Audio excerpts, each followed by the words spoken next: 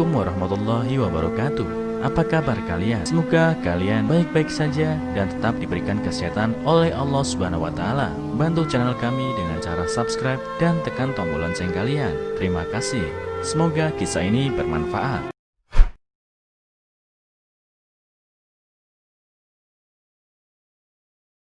Semua orang tak peduli, hanya gadis ini yang membawa pengemis yang tertabrak ke rumah sakit.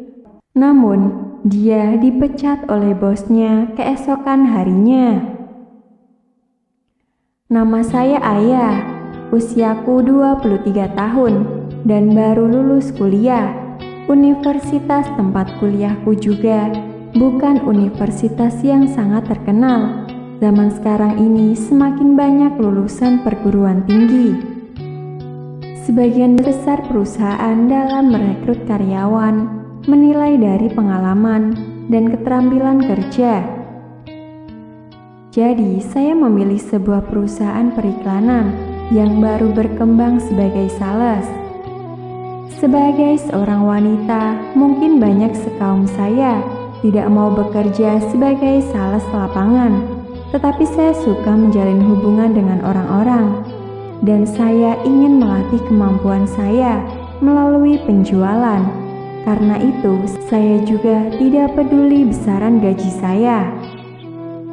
Akhirnya, saya memutuskan bekerja di perusahaan itu. Perusahaan startup itu tidak besar. Total karyawan juga kurang dari 30 orang. Saya adalah pribadi yang supel dan suka menjalin persahabatan dengan siapapun. Lagi pula, saya yang terlahir di desa juga. Tak takut yang namanya hidup susah. Jadi, meskipun baru bekerja, tapi kinerja saya sangat menonjol. Baru beberapa bulan bergabung dengan perusahaan, saya telah memenangkan beberapa penghargaan dan saya merasa masa depan saya pasti cerah. Tetapi saya menemukan fenomena aneh. Setiap saat saya mendapatkan penghargaan, entah kenapa teman-teman kerja lainnya selalu memandang saya dengan penuh curiga atau tatapan hina. Hal ini membuat saya sangat tidak nyaman. Bahkan, supervisor kami itu juga bersikap sinis. Bukankah seharusnya dia senang mengetahui kinerja anak buahnya sangat memuaskan? Inilah yang membuatku tidak habis pikir. Tetapi saya selalu merasa lebih baik mengerjakan tugas saya sendiri. Lainnya masa bodohlah. Namun satu hal yang terjadi kemudian benar-benar mengubah sikap saya. Pagi itu saya berangkat ke kantor dengan sepeda motor. Ketika hampir tiba di kantor, saya melihat banyak orang yang berkerumun. Entah apa yang terjadi. Saya pun ke sana dan melihat seorang pengemis ditabrak mobil, sementara penabrak langsung kabur. Tidak peduli dengan pengemis itu di pinggir jalan, orang-orang yang menonton kasakusuk, tetapi tidak ada yang peduli dengan pengemis itu. Saya sendiri tanpa banyak pikir lagi, segera menghubungi ambulan dan menunggu di tempat. Saat itu, banyak orang yang membujukku untuk tidak turut campur dengan kejadian itu. Saya hanya tersenyum dan diam saja. Setelah ambulan tiba, saya ikut mengantar pengemis itu ke rumah sakit dan membayar biaya pengobatan. Setelah itu, saya kembali ke kantor. Hari itu saya sangat gembira sepanjang hari karena bisa menyelesaikan segala urusan dengan lancar. Tetapi siapa sangka, keesokan paginya saat ke kantor, saya diberitahu bahwa saya telah dipecat. Saya tidak terima, kemudian menemui personalia untuk menanyakan alasannya. Tetapi saya justru diberitahu bahwa saya telah menabrak orang dan tidak bertanggung jawab. Bos dengan terang-terangan berkata, tidak ada yang berani memperkerjakan karyawan seperti itu.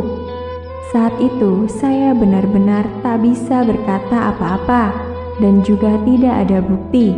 Akhirnya dengan kesal, mau tak mau harus mengurus surat pengunduran diri.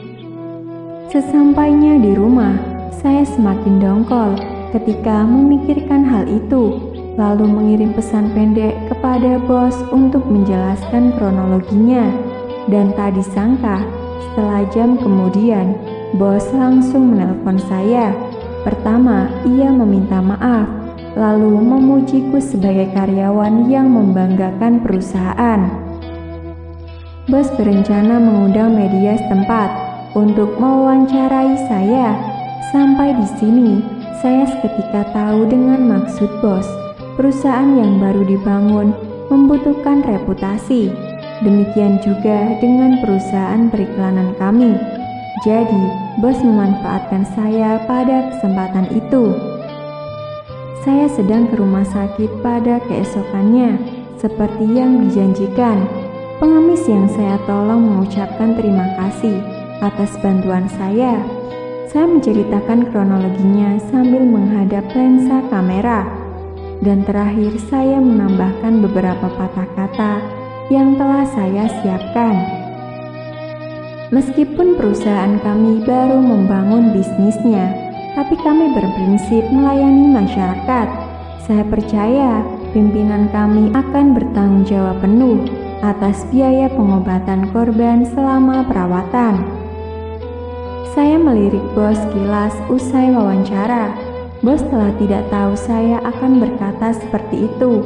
Dari wajahnya itu jelas agak terkejut dan tidak tenang. Tetapi di hadapan media, mau tidak mau dia harus berkomitmen untuk menuntaskan masalah itu. Sementara saya sendiri diam-diam merasa sangat senang karena tujuan saya tercapai. Usai wawancara, bos langsung menggerutu di depanku.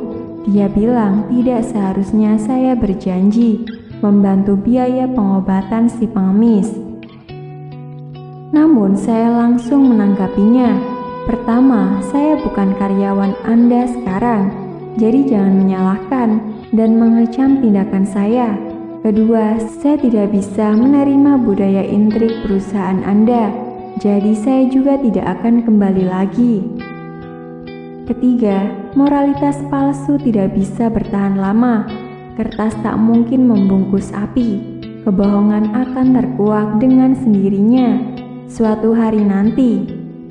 Setelah itu, saya langsung pergi tanpa menoleh lagi, meninggalkan mantan bosku yang berdiri sendirian sambil tergangga.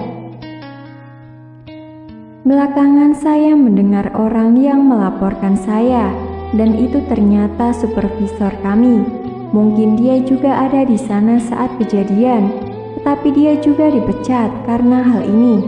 Saya benar-benar tidak habis mengerti untuk apa melakukan sesuatu yang merugikan orang, dan itu juga mencelakai diri sendiri.